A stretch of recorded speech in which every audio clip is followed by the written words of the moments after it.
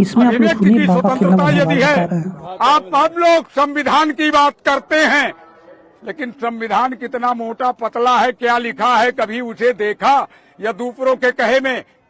कभी कभी लोग आके हमसे पूछ लेते हैं, बाबा भगवान को देखा क्या?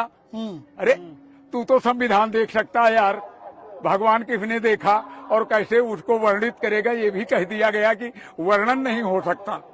लेकिन तुम तो जिसे देख सकते हो, जिसकी बातें करते हो, जो आपकी थाली की रोटी, रोटी का वजन, रोटी की संख्या तय करता है, जो ये तय करता है कि हनुमान चालीसा यहाँ पढ़ोगे कि नहीं पढ़ोगे, यहाँ सुंदरकांड करोगे कि नहीं करोगे, इस गली से निकलोगे कि नहीं निकलोगे, तुम्हारा जुलूस नहीं निकलेगा, ये तय करने वाली पुस्तक को तो एक बार पढ़ो, इसको तो समझो पढ़े लिखे लोगों,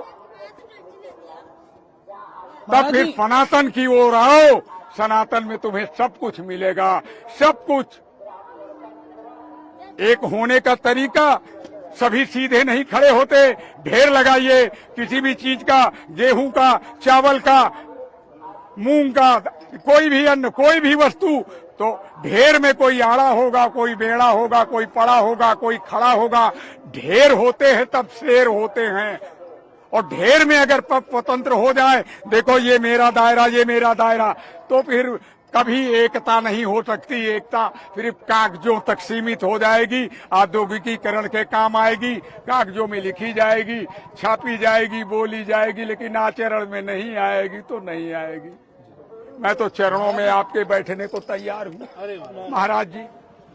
तो मुझे आड़ा बेड़ा तिरछा कहीं भी, कहीं शिफ्ट कर दो, कहीं फिट कर दो, मैं जो हूँ बस वही हूँ। महाराज जी एक सवाल है मेरा जी, कि हम भारत के नागरिक होने के नाते भारत का संविधान जो है उसका पालन हमें करना पड़ेगा, और हम अपने सनातन धर्म का भी जो है पालन करते हैं, लेकिन बहुत से जो है लोग संविधान को मानने वाले लोग कहते हैं कि भगवान है ही नहीं।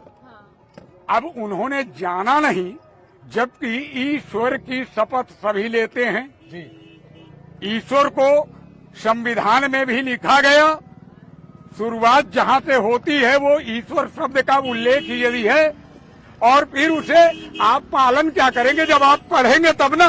सही बात। ये तो कह दिया गया कि पालन करेंगे, क्या पालन करोगे भाई? क्या जानते हो आप संविधान के विषय में? और आप चुनाव लड़ करके वहां जाओगे भी, संविधान में कहाँ कमी है, कौन सा परिवर्तन करना है, आपने अध्ययन ही नहीं किया तो परिवर्तन भी क्या करोगे? तो कैसे कैसे लोग चुन के जा रहे हैं, फिर आप आटा चावल में उलझे हो। ये देश तुम्हारा भी तो है, तुम भी तो समान हो जी, समानता तो यही है। तो पहले अध्ययन करके जानो तो हम कहाँ हैं और कैसे हैं, किस रूप में रखे गए हैं। अपनी स्थितियों के अध्ययन के बाद ही आगे की यात्रा शुरू होती है। इसलिए 25 साल तक जो अध्ययन की बात हमारे सनातन में कही गई थी, उसका प्रयोग करें आप सभी लोग। अगर महाराज जी आगे के समाज को अच्छा देखना चाहते हैं तो हम नहीं होंगे, आप नहीं होंगे, फिर भी ये समाज होगा। जी।